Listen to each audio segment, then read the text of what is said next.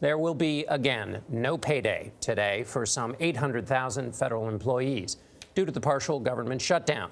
Two bills that would end the standoff both got a majority in the Senate yesterday, but not the 60 votes needed to pass. The Democrats' plan with no money for a border wall got the most support, including 6 Republican votes. Nancy Cordes is on Capitol Hill, where there is new optimism that a deal can be made to end the 35-day shutdown. Nancy, long time since we've heard the word optimism in this conversation. Good morning to you. Good morning. I'd call it tempered optimism because there is this new bipartisan push to reopen the government short term, to allow workers to get paid, to allow these border negotiations to continue without hurting the economy. But the president says while he's open to it, he'd like to get that down payment on the wall first. Democrats called that unreasonable. Well, I wouldn't be happy with it. I wouldn't be happy. But we have a lot of alternatives. President Trump threw cold water on a rare bipartisan proposal that emerged after 2 competing bills to end the shutdown failed. The motion is not agreed to. A group of Democrats and Republicans want to fund the government for 3 weeks to create a window for border talks.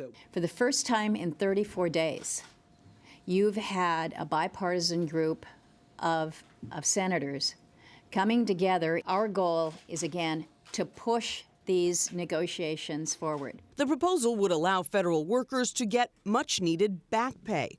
The Commerce Secretary and billionaire Wilbur Ross said he couldn't understand why some of the 800,000 workers are strapped for cash. There's no real reason why they shouldn't be able to get a loan against it. That didn't go over well on Capitol Hill. I don't know, is this the let them eat cake kind of attitude?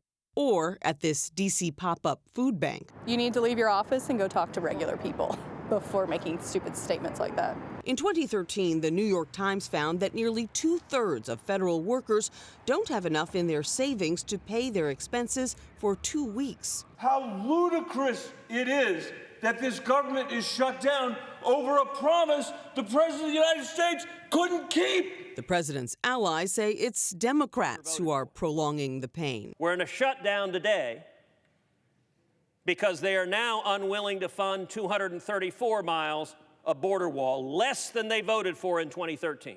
Everyone claims they want this to end, but the president and Democratic leaders haven't even met for 16 days. I mean, how do you work this out if you don't sit down and talk it through?